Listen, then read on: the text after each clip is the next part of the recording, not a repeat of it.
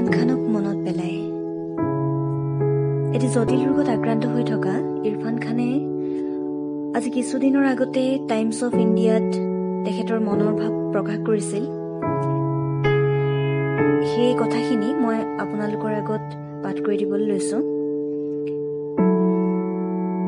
জানিব পাৰিছো মোৰ হাই গ্ৰেড নিউৰোএণ্ডক্ৰাইন কেঞ্চাৰ হৈছে। এই শব্দটোৰ লগত মোৰ নতুনকৈ পৰিচয় হৈছে। এই অসুখটো ইমানেই বিৰল যে ইয়াৰ কোনো নিৰ্দিষ্ট চিকিৎসা নাই। অনিশ্চিতভাৱে মই প্ৰতিটো দিন পাৰ কৰিছো। অথচ ইয়াৰ আগেয়ে কিন্তু মই অন্য এখন জগতত বিচৰণ কৰি ফুৰিছিলো। বহু স্বপ্ন, পৰিকল্পনা আৰু উচ্চাকাংক্ষাত ডুব গৈ আছিলো। এখন দ্ৰুতবেগী ৰেলৰ যাত্ৰী আছিলো। কিন্তু হঠাৎ মোৰ এই যাত্ৰাৰ ছন্দপতন হ'ল। ভাৱ হ'ল যেন ৰেলৰ টিকট পৰীক্ষকজনে আহি মোক জনাই দিলে, তোমাৰ ভ্ৰমণ ইয়াতেই শেষ। এতিয়া তুমি নামি যাব লাগিব। মই আচৰিত।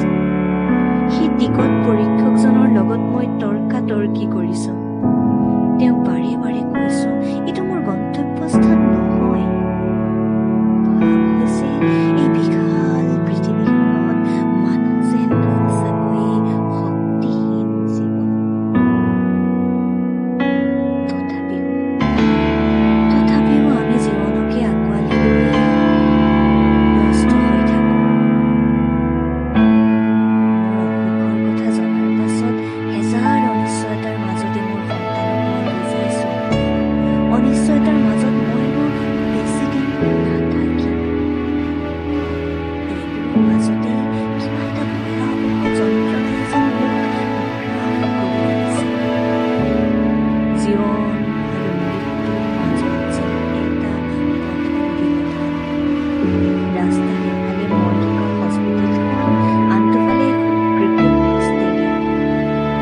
মই প্ৰথমবাৰৰ বাবে যেন জীৱনটোক প্ৰকৃত অৰ্থত বুজিব পাৰিছো। মনে মনে ভাবিছো, হাৰি নাযাওঁ। জীৱনৰ সৈতে যুদ্ধখন চলাই যাম।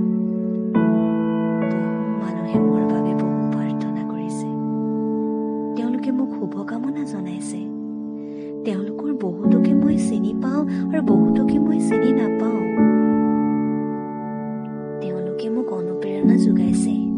মই যেন অতি ভাহি ফুৰিছো, জীৱন